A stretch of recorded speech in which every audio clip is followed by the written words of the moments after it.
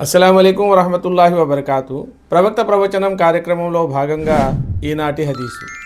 హజరత్ అబూ హురైరా రజల్లాహు తఆలా అన్హు వారి ఉల్లేఖనం ప్రకారం ప్రవక్త మహనీయ ముహమ్మద్ సల్లల్లాహు అలైహి వసల్లం వారు ఇలా సెలవిచ్చారు: ముస్లిం మరొక ముస్లింలకు సోదరుడు.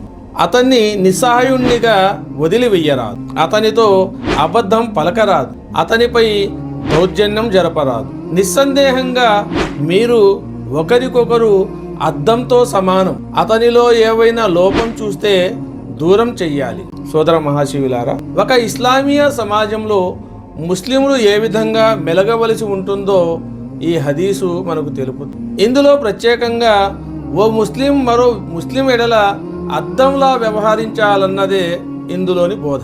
ఇది ఎంతో అర్థవంతమైన ఉపమానం. దీని ద్వారా ముస్లిముల పరస్పర సంబంధాలు ఎలా ఉండాలో దోక్తమవుతుంది. వాటిని పరిశీలించినట్లయితే అద్దం ముఖంలోని మచ్చల్ని, కురుపుల్ని ఎన్ని ఎలా ఉన్నాయో అన్నింటినీ అలానే చూపిస్తుంది. వాటిని హెచ్చించి చూపదు, తగ్గించి చూపదు. ఈ మచ్చల్ని, కురుపుల్ని సైతం అద్దం మనిషి తన సమక్షంలో ఉన్నప్పుడే తెలుపుతుంది.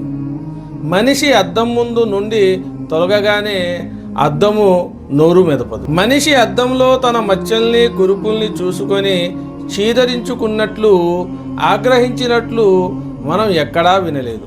దీనికి బదులుగా దానికి పరోక్షంగా కృతజ్ఞతలు తెలుపుకొని దాన్ని శుభ్రపరుచుకుంటాడు. అద్దం ముఖానికి సమస్థాయిలో ఉన్నప్పుడే మచ్చల్ని సరిగ్గా చూపగలుగుతుంది. ముఖానికన్నా పైకి ఉన్నా క్రిందికి ఉన్నా దానివల్ల ప్రయోజనం చేకూరదు.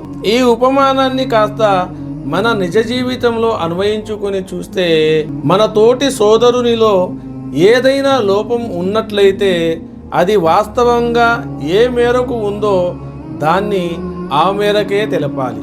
పెంచి లేదా తగ్గించి తెలపరాదు. లోపాన్ని అతని సమక్షంలోనే అతనికే తెలపాలి, ఇతరులకు తెలపకూడదు. ఒకరు మన లోపాలను తెలిపినప్పుడు చీదిరించుకోకుండా, ఆగ్రహించుకోకుండా అతనికి కృతజ్ఞతలు తెలుపుకోవాలి. విమర్శించేవారు సైతం విమర్శించేటప్పుడు తన ఘనతనో గొప్పదనాన్నో చాటుకోవటమో లేదా అతని పట్ల ముఖస్థుతికి లోనై విమర్శలోనూ ఎదుటివాణ్ణి సంతోషపెట్టే ధోరణిని అవలంబించరాదు. సోదర మహాశివులారా, మరొక హదీసుతో మిమ్మల్ని మళ్ళీ కలిసే ప్రయత్నం చేస్తాను. అంతవరకు సెలవు. అస్సలాము అలైకుం వరహమతుల్లాహి వబర్కాతు.